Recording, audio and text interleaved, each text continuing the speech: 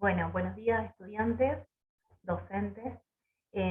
Bueno, hoy decidimos grabar nuestra clase en función de las inclemencias climáticas que se desarrollaron en toda la provincia y, bueno, dadas las cuestiones de conectividad y de falta de datos en algunas de luz y de carga de teléfono, así que bueno, la coordinación decidió que esta clase fuera grabada para poder permitir seguir desarrollando nuestros contenidos y nuestros encuentros. Bueno, principalmente vamos a arrancar con lo que estaba planteado para el encuentro. En una primera instancia íbamos a trabajar en forma grupal, lo que ya está colgado dentro del campus virtual, que era una actividad que ustedes tenían que desarrollar, en la que tenían que primero ver 2 videos del filósofo Darío Zeta para poder tensionarlo con el texto de Brailovsky. Los 2 videos daban cuenta,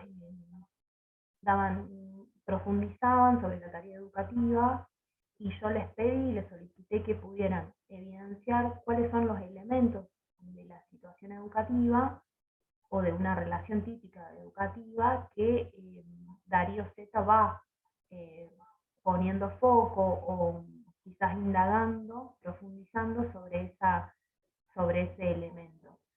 Y por otro lado, poder trabajarlo desde lo que él propone como rol o como función o como manera de pensar la tarea educativa, qué relación tiene con el apartado del texto de Brailovsky sobre las tres racionalidades educativas.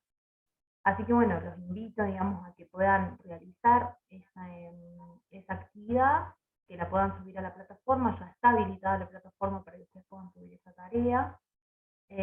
Siempre pensando, digamos, bueno, que hay un recorrido que estamos haciendo hasta este tercer encuentro, y, y me quedó resonando la actividad o la respuesta que ustedes construyeron en el encuentro anterior.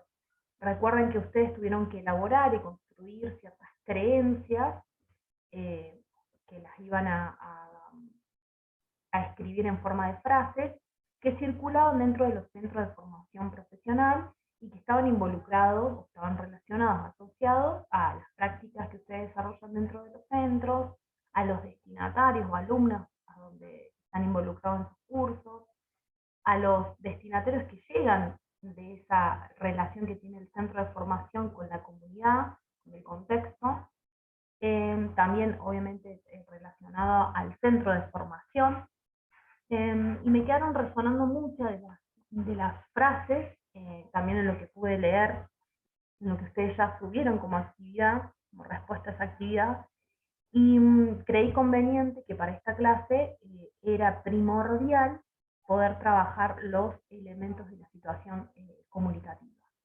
Entonces es importante que ustedes tengan en cuenta, ¿sí?, que pongan en tensión todas aquellas creencias que la trabajaron en los grupos, pero que también algunos, creo que fueron 4 grupos, que pudieron exponerlas oralmente a sus propios compañeros, y entre ustedes mismos, cuando se escuchaban, algunas de estas frases se relacionaban o tenían el mismo sentido en otros centros. Entonces ustedes empezaron a visibilizar o a dar más conciencia de que no solamente les pasó a ustedes, sino que a otros centros también. Eso es muy importante en la construcción de conocimientos, y a mí como docente me sirve para poder ir trabajando sobre esas creencias, sobre esas frases que ustedes construyeron, y para poder aportar desde la pedagogía herramientas reflexivas, pero también herramientas metodológicas que le permitan a ustedes trabajar con esos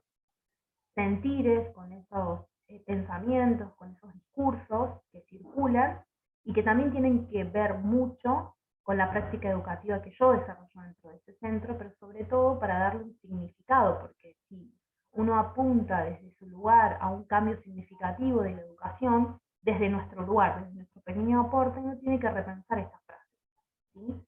Así que hoy nuestro punto central era trabajar sobre el texto de Paulo Freire, El grito manso, y en él solo detenernos en el capítulo 5, que es el de elementos de la situación educativa. es necesario poder plantearse con este texto, primero y principalmente contextualizar este libro y este capítulo. Pero principalmente, como ya lo hemos planteado en el primer encuentro, la obra de Paulo Freire va a estar, digamos, involucrada en todo el desarrollo de nuestras unidades, de nuestro programa, de los que trabajamos en ese programa. Somos 4 referentes, 4 pedagogas, y nos pareció muy oportuno trabajar con la obra de Paulo Freire, no solamente desde El Grito Manso, sino desde otras obras literarias, y poder plantear, digamos, realmente el sentido que tiene la educación para Paulo Freire, porque, como ya lo dije en otras oportunidades, Paulo Freire trabaja la educación como acción política, pero está pensada esa educación en la educación no obligatoria o la educación no formal. Entonces, los destinatarios a los cuales piensa la educación está muy asociado a los destinatarios que ustedes reciben en los centros de formación. Entonces, cada idea, cada pensamiento que él introduce lo hace pensando en aquellos sujetos que no están escolarizados o que están fuera del sistema, ¿sí? Que vienen de sectores, él llama sectores populares, sectores vulnerables. Entonces, es muy importante que ustedes relacionen estas ideas, porque están muy relacionados con aquellos, lo vuelvo a repetir, con aquellos sentires que ustedes pudieron trabajar en la construcción de esas creencias o frases. Y entonces vayan pensando en eso que construyeron, porque está muy relacionado con estas ideas superadoras que propone Paulo Freire en base a esas creencias. En este libro particularmente, El Grito Manso, él, y en realidad en toda su obra pedagógica, en toda su obra de educación, todas sus obras que hablan sobre educación, él propone una nueva reconfiguración del vínculo pedagógico. Entonces, él cuando piensa en educación, la piensa como una educación como acción política. Entonces, él, en el transcurso de sus escritos, él dice, bueno, la educación es una acción política que permite y que es capaz de liberar a los oprimidos. Entonces acá introduce una nueva conceptualización. Entonces habla de oprimido en relación a una educación que él la plantea como binaria, educación bancaria y educación liberadora. Él se para sobre la educación liberadora y va haciendo críticas a la educación bancaria. ¿Sí? Ya vamos a ir viendo en el transcurso de los encuentros, porque nos vamos a adentrar en estas obras de Paulo Freire para pensar la educación, pero principalmente ustedes tienen que saber que él piensa la educación como acción política, y dentro de esta conceptualización propone, digamos, a que los educadores, en su rol, en su función, en su modo de pararse frente a la educación, sean educadores que estén involucrados en los procesos históricos de los sectores populares, y que este involucramiento también implique involucrarse con las problemáticas de los sectores de su pueblo, digamos, de estos destinatarios están. Entonces dicen, si yo como educador no conozco las problemáticas, no conozco de dónde vienen mis estudiantes, mis alumnos, es muy difícil que yo libere, o sea, o pueda luchar contra esa educación bancaria. ¿Sí? Entonces, por eso es que él, cuando habla incluso de educación bancaria, educación liberadora, habla sobre una conceptualización que se llama el universo vocabular. Entonces, a ver, vamos a ir trabajando sobre esta concepción. Él dice, bueno, para poder trabajar sobre los educandos y esta relación con el educador, dice, el educador debe involucrarse en ese universo vocabular, que es el conjunto de palabras con los que los sujetos y los educandos interpretan el mundo y que contiene los temas y los problemas, digamos, que son significativos para los educandos. ¿Sí? Entonces, observando cuáles son esos universos populares, o sea, cuáles son esos temas, esos problemas que atañen a mis educandos, yo voy a poder liberar, ¿sí? a ese sector. ¿Sí?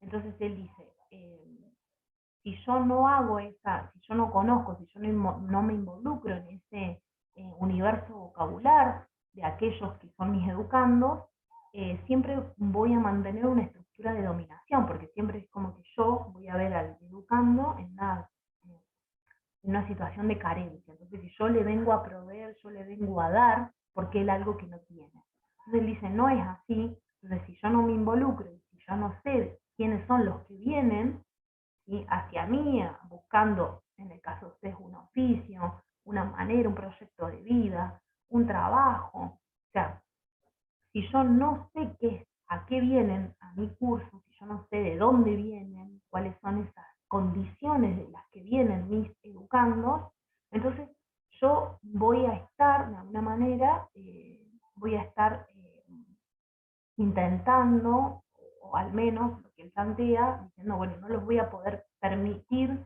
liberar de las condiciones dominantes, de la estructura dominante. Entonces, cuando él habla de estructura dominante, obviamente que también trabaja otra conceptualización, lo vamos a ir viendo, lo vamos a ir profundizando. Él dice que hay estructuras dominantes.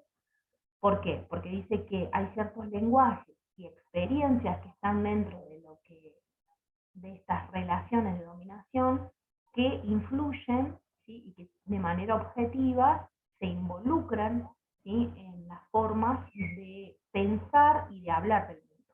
Entonces él dice, bueno, nuestra relación muchas veces está alienada a esta estructura dominante y por eso a veces los sectores populares piensan, hablan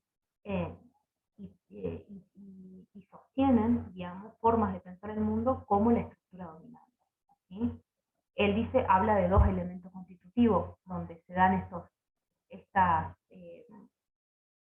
donde se sostienen este universo vocabular, que son el lenguaje y la experiencia. Dice, son dos elementos constitutivos que hacen que una estructura dominante se alinee, o esta estructura se alinee hacia, digamos, hacia los universos populares, ¿sí? Entonces, siempre va a estar alineado, digamos, en esta estructura de dominación. Entonces, cuando él piensa, vayamos a ir recapitulando, cuando él piensa en una educación como acción política, él piensa en una educación como acción política porque es capaz de liberar, digamos, a los oprimidos. No se asusten, vamos a ir viendo, vamos a ir profundizando todas estas conceptualizaciones que va sumando Paulo Freire, pero en este caso solamente vamos a tomar hoy de este capítulo los elementos de la situación comunicativa. Voy a compartir pantalla para que ustedes vayan visualizando.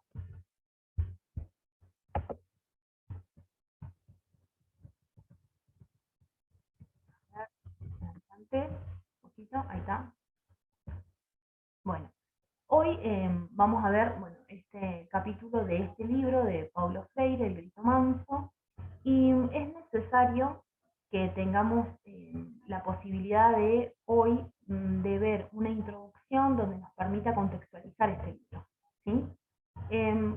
¿Por qué? Porque hoy solamente vamos a analizar un capítulo, ¿sí?, de este libro. Durante todo el desarrollo de todos los capítulos del libro, se van a utilizar un recurso lingüístico que es el de las metáforas. Entonces, yo hoy quería que ustedes pudieran analizar el título del libro, ¿sí?, porque es muy fuerte el título del libro, para pensarlo como metáfora, ¿no? Él piensa y dice que, bueno, que las metáforas son una forma también de expresar las ideas y los pensamientos que subyacen en estos escritos que se toman de Paulo Freire en este libro. Pero si uno se pone a pensar en el título del libro, y uno dice que es contradictorio, ¿sí? Porque el grito que sea manso, y sí, de alguna manera es contradictorio, ¿sí? Entonces, los invito también a ver en este capítulo por qué, ¿sí?, se llama El grito manso. Siempre piensen en este título para poder dar luz, digamos, a todo lo que él trae en ese capítulo 5. Bueno, otra de las características de este libro es que es una obra polifónica, es una obra, digamos, escrita por diferentes voces, ¿sí? Por eso es una obra polifónica, es una obra póstuma. Esto quiere decir que es una obra que se publicó una vez fallecido Paulo Freire. Recordemos que Paulo Freire fallece en el año 1997, la obra se publica en el año 2003, ¿sí? Pero esta obra del Grito Manso fue una obra que se realizó a partir de transcripciones de un seminario taller que se dio acá en Argentina en el año 1993, que fue desarrollado por un grupo de docentes de la Universidad de San Luis. Entonces, por ello es una obra póstuma, se hace después de haber fallecido, y es remite, digamos, a todas las transcripciones que se realizó, digamos, por un amigo de Paulo Freire, un amigo argentino, se llama Roberto Iglesias, un sociólogo de Paulo Freire. Entonces, él decide publicarlo en el año 2003, ¿sí? Pero cuando da este seminario taller en el año 1993, aproximadamente Paulo Freire tenía 70 años, ¿sí? Así que este seminario taller que dio a docentes, en este grupo de docentes, bueno, lo da también, hay que contextualizar el proceso histórico, porque recuerden que la mayoría de los países de Latinoamérica estaba, digamos, retornando a la democracia recientemente. Entonces, Paulo había sido en la década de los 80, había sido un perseguido político, digamos, por los gobiernos militares de Brasil. Entonces él sufre durante muchísimos años la censura de sus escritos, y bueno, cuando vuelve la democracia y retorna de la democracia en varios países, él es exiliado, principalmente en Bolivia, pero cuando él vuelve, retorna a la democracia en varios países, él comienza a ir, a viajar y a dar este tipo de conferencias, de seminarios, de talleres, y bueno, uno de los que posibilitó que este libro se escribiera fue un amigo de él, que en este caso es Roberto Iglesias. Bueno, ¿qué es? Principalmente nos vamos a detener, como ya dije, en el capítulo 5, que es una situación educativa. Cuando él piensa en una situación educativa, él dice, bueno, la situación educativa no es cualquier situación, ¿sí? Él dice, la situación educativa son algunas situaciones que pueden tener momentos educativos. Cuando ustedes van leyendo, él dice, bueno, no podemos pensar que una situación educativa, por ejemplo, sea una situación donde yo me encuentre en un almuerzo y entable una charla. También podemos pensar otros ejemplos. Él dice, bueno, tampoco podemos pensar que sea un viaje con un amigo, con mi pareja, con mis hijos, no es una situación educativa. Tampoco lo es el encuentro con un desconocido en la calle. Entonces él dice, para que se dé esa situación educativa, tienen que tener momentos educativos y tienen que tener elementos constitutivos para que se dé esa situación educativa. Entonces él nos exige y nos exige fervientemente, dice, tenemos que hacer un ejercicio intelectual para poder pensar en la situación educativa. Entonces, él dice, bueno, primero pensemos en una relación típica, ¿sí?, de educación. Él dice, bueno, primero pensemos en una relación típica, y uno cuando trae una relación típica educativa, bueno, trae al profesor, trae al alumno, trae un tipo de comunicación, trae el aula, trae el pizarrón, trae los bancos. Algunos podrán pensar en un timbre, podrán pensar en la institución, o sea, se pueden pensar diferentes elementos que constituyen una relación típica. Pero lo más, o lo primero que se nos viene a la cabeza es, digamos, estos dos personas que se involucran en esta situación educativa, ¿sí? Él, cuando propone pensar en esta relación educativa típica, él dice, bueno, y muchas veces esta relación entre profesores y alumnos, se da dentro de un contexto. Y ahí, ustedes cuando vayan leyendo, se van a dar cuenta que él empieza a hablar, a introducir algunos posicionamientos que tiene respecto a cómo se da esta relación. Entonces empieza a hablar de lo que tiene que ver con una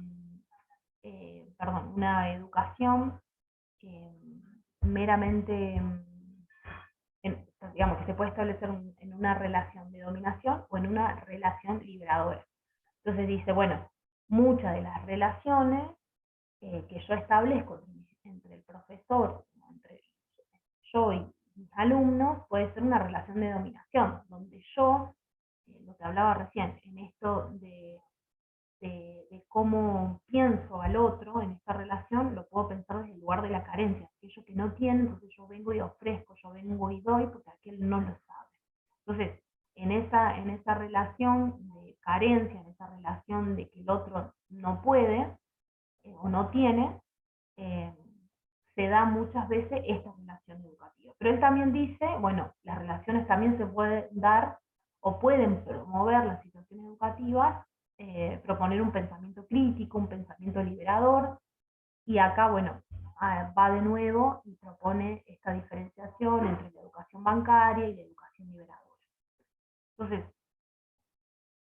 esto es lo que él plantea como una relación educativa típica, la relación entre un profesor y un alumno que se da dentro de un contexto, ¿sí? Y que en ese contexto es lo que él denomina, se puede dar en estructuras de dominación o en una estructura que permite el pensamiento liberador, el pensamiento crítico. ¿Qué es lo que va a hacer Paulo Freire? Bueno, va a proponer nuevos conceptos sobre esta relación educativa y propone elementos constitutivos, ¿sí? Entonces, él va a dejar de llamar profesor al profesor y va a dejar de llamar alumno a alumno. Entonces, ¿por qué? Porque le va a dar un nuevo, digamos, un nuevo concepto, una nueva forma de decir esos elementos de la situación educativa. ¿Cuáles son esos componentes? Bueno, él propone pensar al profesor como educador o educadora, al alumno como educando, ¿sí? Entonces él dice, bueno, primero pensemos que esta relación que se da entre un binomio, digamos, entre dos elementos, tienen ciertas tareas. Esta es la tarea de enseñar por parte del educador y la tarea de aprender por parte del educando. Entonces, lo que él va a decir es, bueno, esta relación, sí, que se va a dar específicamente, tiene unas responsabilidades, por eso dice, las tareas son responsabilidades que tiene cada uno de estos elementos.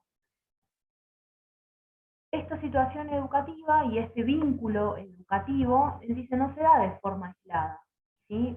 Siempre se va a dar en un espacio que él considera y procura que siempre pensemos que es un espacio, digamos, pedagógico.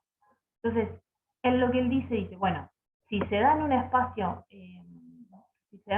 no pensemos solamente en el espacio áulico. Él dice, pensemos esta relación, digamos, como digamos, que lo pensemos como que va más allá del aula. Entonces él dice, es una situación educativa que tiene que estar pensada o diseñada esta situación educativa para que tenga un lugar. Ese lugar no es solamente un espacio físico, concreto, como el aula, que es lo que habitualmente pensamos, sino que esa aula está enmarcada en un contexto institucional, pero también en un contexto sociohistórico. Entonces nos exige Paulo Freire acá pensar y que hagamos una mirada más macro sobre dónde están inscriptas este espacio pedagógico del cual él habla. Bueno, después de lo que planteábamos respecto de esta situación, o de este elemento constitutivo que se llama espacio pedagógico, y él dice, o yo quiero traerles un ejemplo, porque me parece que es válido pensarlo, porque hoy, por ejemplo, nosotros hace un año y medio que reconfiguramos este vínculo pedagógico, del cual él se centra, ¿no es cierto?, en todas sus obras y se centra en este vínculo pedagógico. Y nosotros, como sociedad, más inscripta en educación, hemos vivido una reconfiguración de este vínculo pedagógico. ¿Por qué?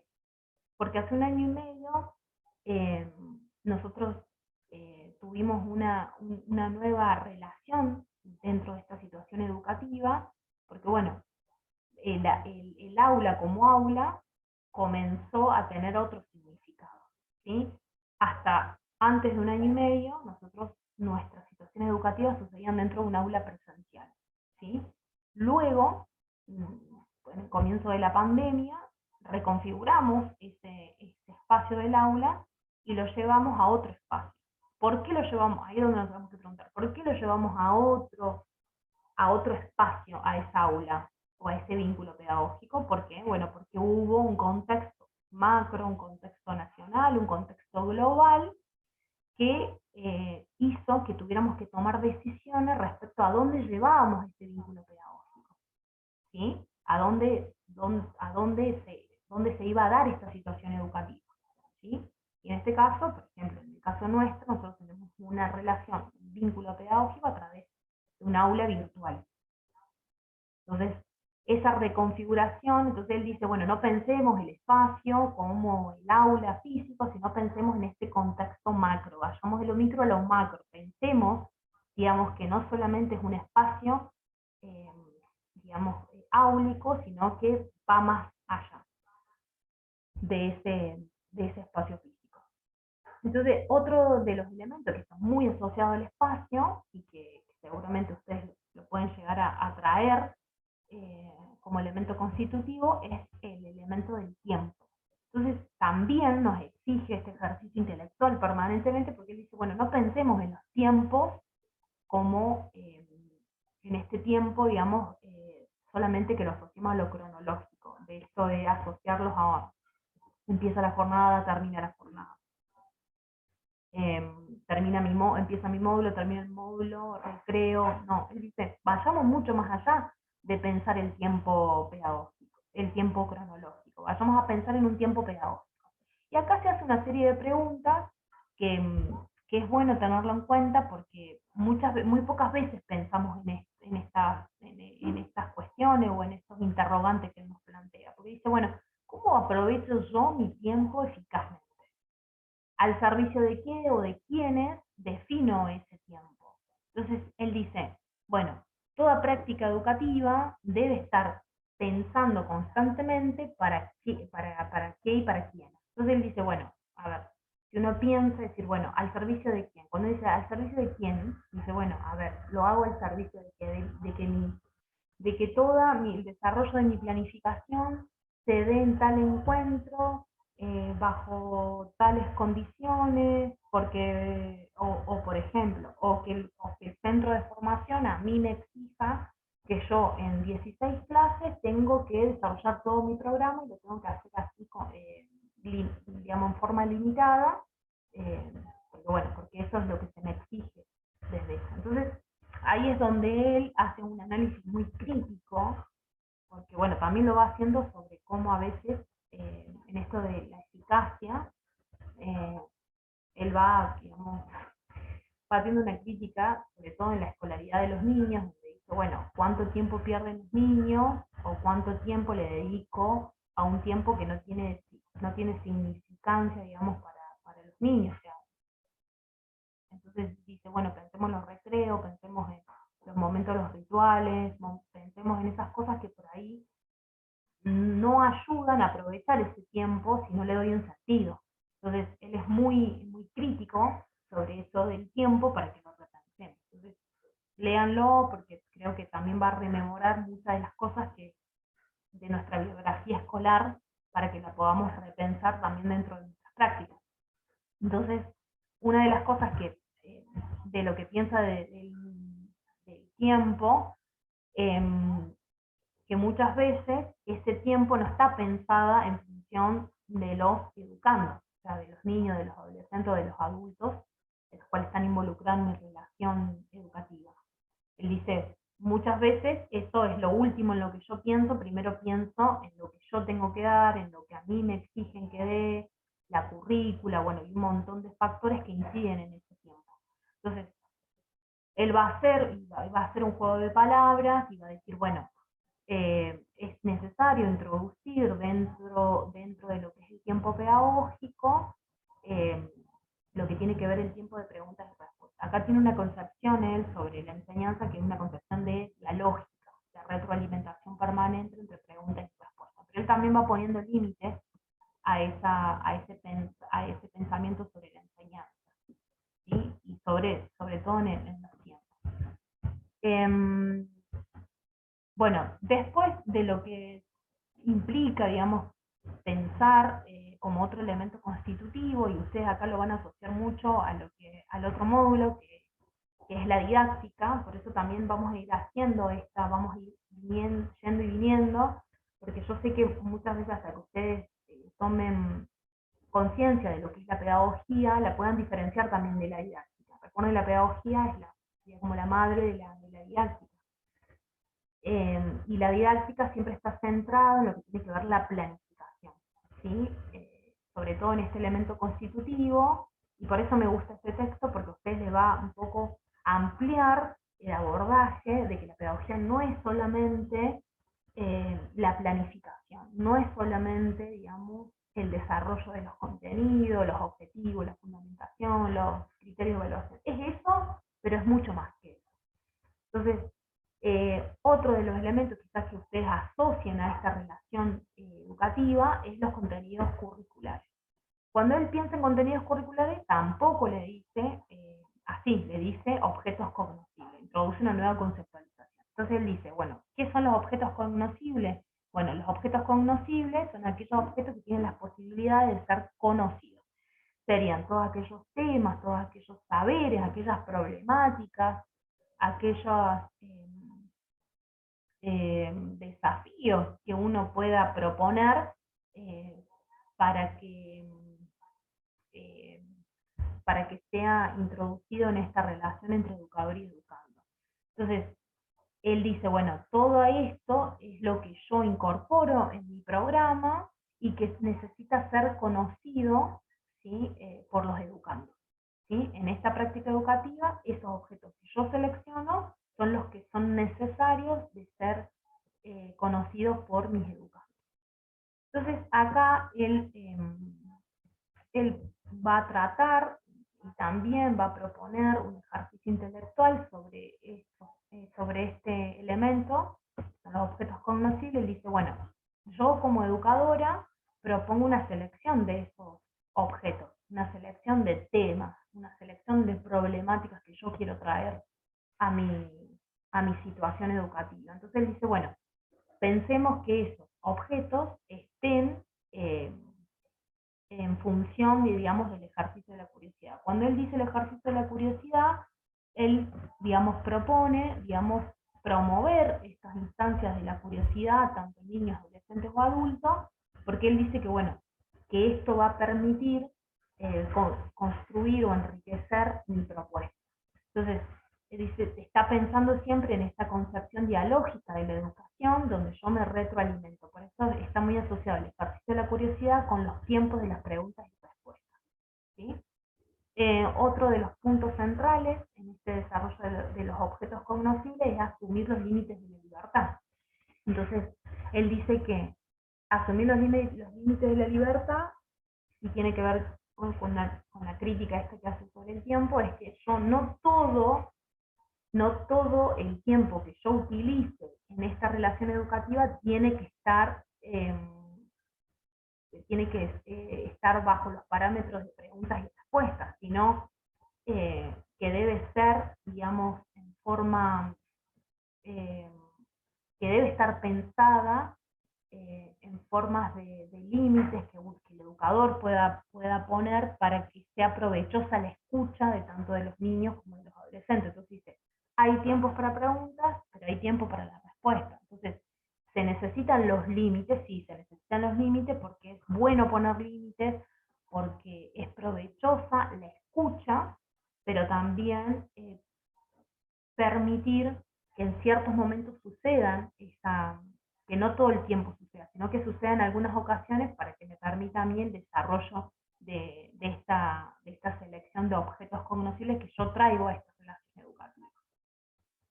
Bueno, otro de los elementos centrales, también asociado mucho a la didáctica, es los objetivos. Entonces, él dice, bueno, cuando piensa en objetivos dice, ¿para qué voy a enseñar? ¿No es cierto? Cuando dice, ¿para qué voy a enseñar? Él propone pensar en la direccionalidad de la educación, ¿sí? Y acá quiero traer un ejemplo. Cuando hablo de objetivo, uno lo asocia, digamos, a mi planificación. Bueno, ¿qué objetivos tengo yo en mi planificación respecto a mis educandos? Entonces dice uno, bueno, un objetivo sería que mis alumnos tengan la capacidad de sintetizar, que mis alumnos tengan la capacidad de diferenciar una célula eucariota de una célula procariota, que mis alumnos sepan comprender la diferencia entre una educación bancaria y una educación liberadora. Entonces, él dice, yo no me estoy posicionando en los objetivos que yo tengo en mi planificación, voy más allá. Entonces, fíjense que con cada elemento va un poco más allá de lo que uno piensa, ¿sí? O de lo que uno llegó a conocer o es capaz de ser consciente de conocer de una relación educativa. Entonces él dice, bueno, cuando pensemos en objetivos, pensemos que no es solamente lo que yo programo en mi planificación, sino que tiene que ver con cuestiones más profundas, cuestiones tautológicas, pensar en los fines últimos de la educación, en aquellas concepciones y maneras de ver el mundo, en las utopías, en los proyectos, en los sueños que yo pongo, digamos, que yo pongo y que yo propongo dentro de mi planificación, ¿sí? Entonces, Freire tiene muy claro, y lo va a decir ahí en ese capítulo, tiene claro que lo que quiere para sus estudiantes es promover, digamos, personas críticas que se den cuenta de su situación, de su realidad, y poder liberarse de esa situación de opresión. Entonces, de ese momento, ¿no? En el educando de ese momento. Entonces él dice, yo ya sé lo que yo quiero, esa es mi concepción, esa es mi manera de ver el mundo, y bajo ese parámetro, todos mis elementos están en función de esa forma de ver el mundo, de esa concepción de ver el mundo.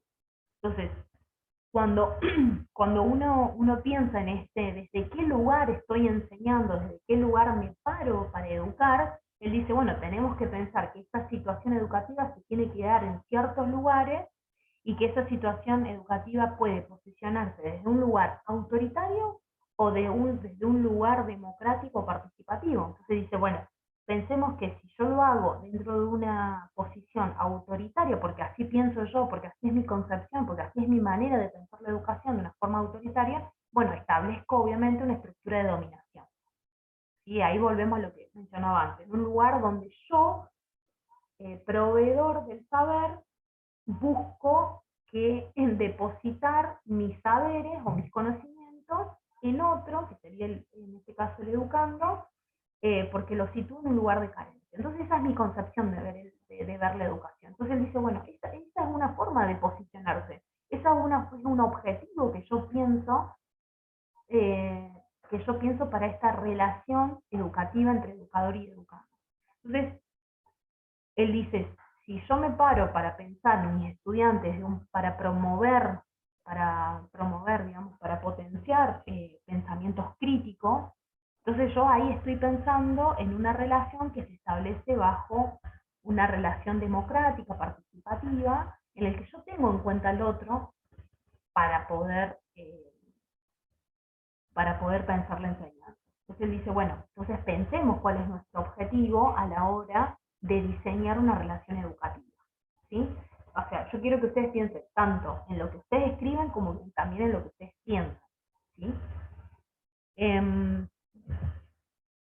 Bueno, acá vamos a ir a lo que al principio mencioné sobre cómo piensa en la educación, y acá relata algo muy, muy lindo que cuando ustedes lo lean eh, van a comenzar a pensar por qué él piensa la educación como una acción política. ¿Sí? Acá revela lo que es muy fuerte en su pensamiento, la politicidad de la educación.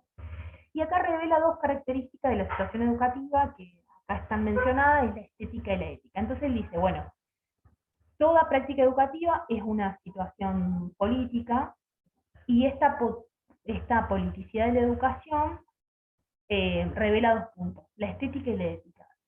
Siempre una situación educativa es estéticamente bella, ¿sí? Él la piensa como el arte, como algo que eh, tiene el poder de transformar al otro. Entonces lo piensa siempre de una forma bella, de una forma amorosa, de una forma afectuosa, ¿sí? Entonces ahí es donde él posiciona a la educación como una forma, como una situación estéticamente bella. Y que siempre, y ahí lo relaciona con el otro punto, con otra característica de la ética, que siempre va a estar apoyada en los principios éticos y morales que tenga el educador. ¿Sí? Y acá volvemos a pensar en esto, si yo pienso en una relación autoritaria, bueno, ¿qué valores y moral voy a tener si me posiciono en una relación autoritaria? Vamos al otro extremo, que es la que piensa Paulo, que si yo busco una relación democrática, una relación participativa, bueno, ¿cuáles son esos principios y valores éticos y morales desde el cual yo propongo esta forma o esta relación educativa? Así que bueno, estos elementos son los que él trae para pensar esta relación eh, educativa. Recuerden que son elementos constitutivos, elementos que conforman esta relación y que es necesario siempre tenerlas en cuenta a la hora de lo que significa para ustedes diseñar una propuesta, ¿sí? Escribir una propuesta. Entonces, una planificación pedagógica. Entonces, siempre piensen que tenemos que ir abriendo la mirada en función de aquellos que ya conocen. ¿Sí? Por eso digo que Paulo les va a traer como estas herramientas para pensar aquellas creencias que ustedes trabajaron en la actividad anterior del sábado pasado. ¿Sí? Bueno, quería traer esta frase porque tiene que ver con la concepción de enseñanza, con esta concepción dialógica de retroalimentación. En la página 41 dice: quien enseña aprende al enseñar y quien aprende enseña al aprender. O sea, siempre lo va a pensar desde un lugar donde el otro, en donde yo me involucro con el otro se involucra conmigo, y donde yo construyo a partir de lo que el otro trae, de lo que yo doy también. Entonces siempre es una permanente retroalimentación en esta concepción de enseñanza. Bueno, tengan en cuenta esto, para que se dé una situación educativa, según el pensamiento, digamos, de Paulo Freire, tiene que tener lugar, para que se dé esa situación, dos sujetos. Los educandos y los educadores se dan un espacio y tiempo pedagógico, recuérdenlo, no limitemos al espacio al aula, ni limitemos el tiempo a lo cronológico. Pensemos más allá, pensemos en esos espacios y tiempos pedagógicos donde están inscritos en ciertos contextos macros, y que también el tiempo en función, obviamente, de para qué, para quiénes y para qué estoy planificando, estoy pensando en la educación. Después que la situación educativa es una experiencia nociológica, esto es lo que hablábamos de que siempre va a implicar una producción de conocimientos, pero que esa producción de conocimientos, de esos saberes, esos temas que yo selecciono y que quiero compartir con el otro, son parte de esta relación educativa. También pensemos en los objetivos, ¿sí? Estos objetivos de pensar más allá de lo que yo quiera lograr de mis educandos, sino que piensen desde qué concepciones tengo a la hora de mirar esa relación. Mis modos de ver el mundo, de posicionarme, también se implican en esta producción de conocimiento.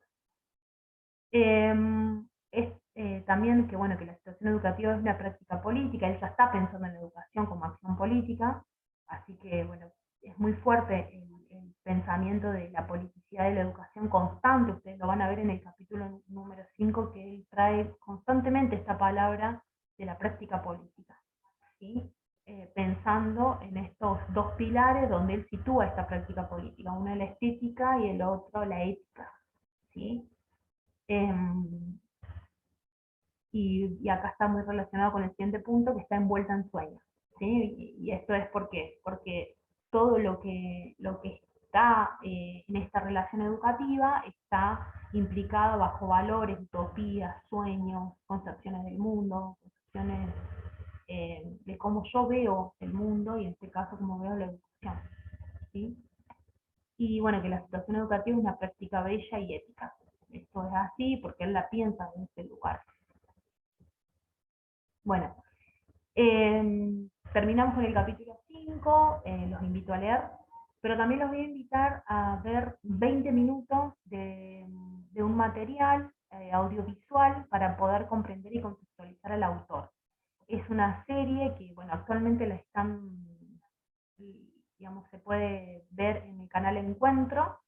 La serie se llama Maestros de América Latina, está realizada por la Universidad Pedagógica, la UNIPE, y en este caso, recorre la vida del pedagogo y sus concepciones principales de la educación. Los invito a ver, es un video muy corto, pero que les va a dar la contextualización de cómo él piensa la educación, y ustedes van a ver para quiénes él pensó la educación, que justamente está muy relacionado a aquellos educando que ustedes reciben dentro de sus instituciones. Por eso me interesaba mucho traer este texto de Paulo Freire. Bueno, como cierre, como actividad práctica, los invito a leer, ¿sí?, el texto del Grito Manso, solamente el capítulo 5, para poder realizar esta actividad, ¿sí? Van a tener que primero leer el texto de Paulo Freire y después van a tener que leer el texto de Karina Ratero. ¿Sí? Ya ahora se los voy a mostrar. Ya está subida al campus también. Porque en este texto de Karina Ratero yo me eh, quedé como sorprendida, pero también con muchas preguntas, muchos interrogantes a partir de aquellas creencias que ustedes construyeron en los grupos.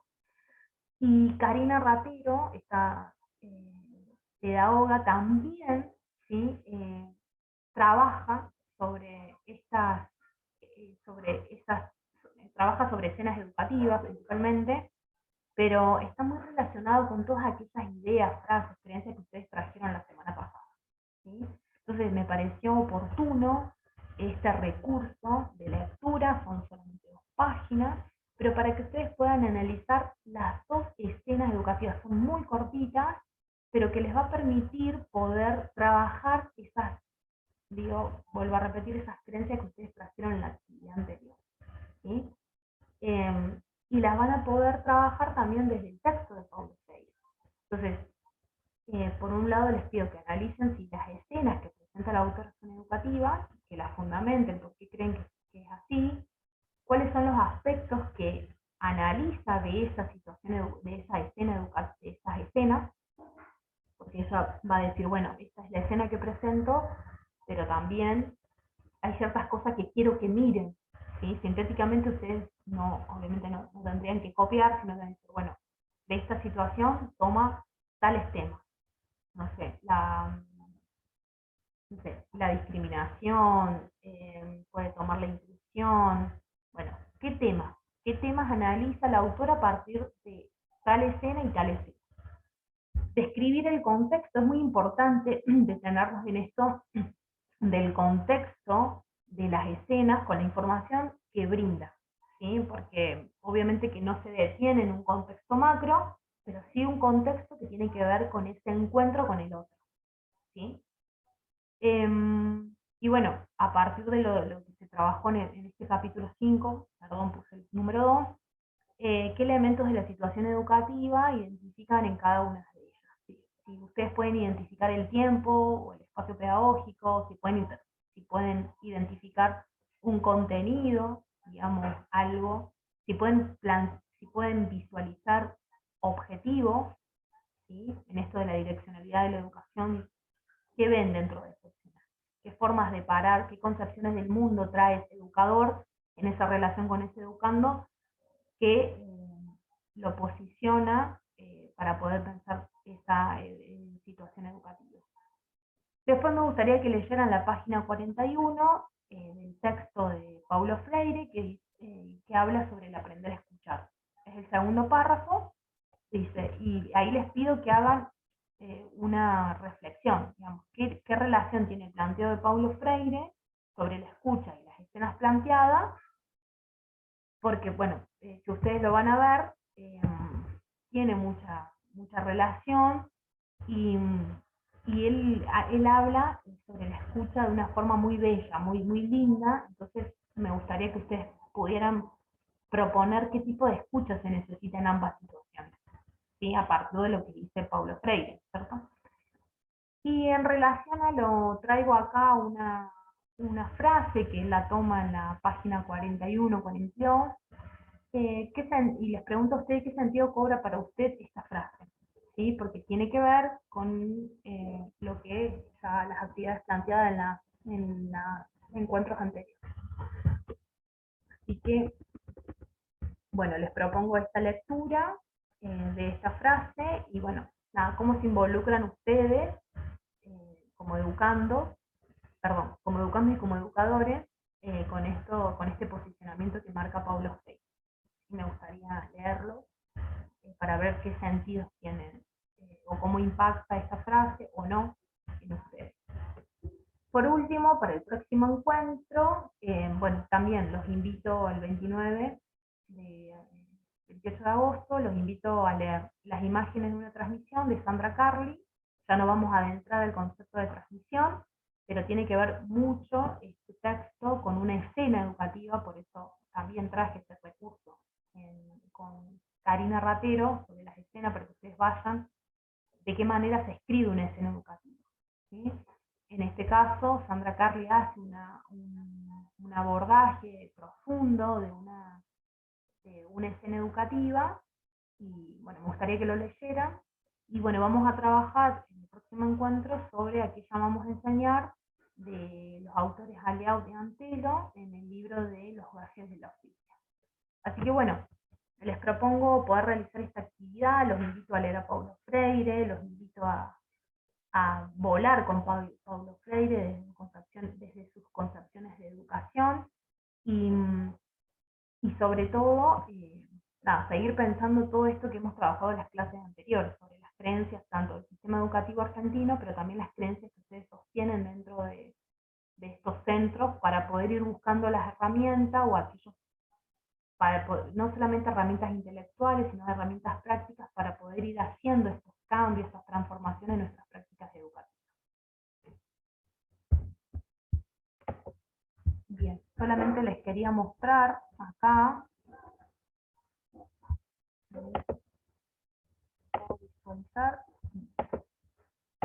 bueno, no lo tengo acá,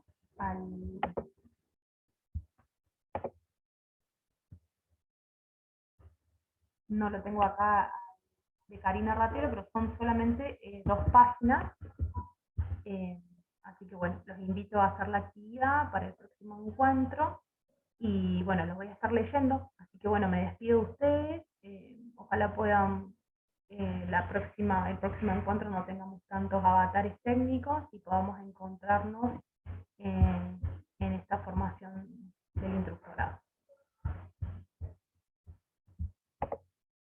Bien, bueno, me despido de ustedes, que tengan una agradable semana, nos estaremos encontrando el próximo sábado. También los voy a estar invitando en el campus a poder subir sería como escribir parte de su biografía escolar dentro de un foro de presentación, y bueno, es una invitación que les hago para poder, incluso con los otros docentes de los otros módulos, poder ir conociéndolos a ustedes. Así que bueno, eso les propongo en el foro de presentación, ya va a estar disponible en el campus, para que ustedes puedan ir visibilizándose como educando, y en fortalecer esta relación educativa que mantenemos de forma virtual. Así que bueno, nos despedimos y bueno, nos vemos en el campus. Si tienen alguna duda o consulta, me escriben por privado, digamos, en los mensajes de mensajería interna del campus, me llegan directamente al email, así que puedo ir respondiendo de esa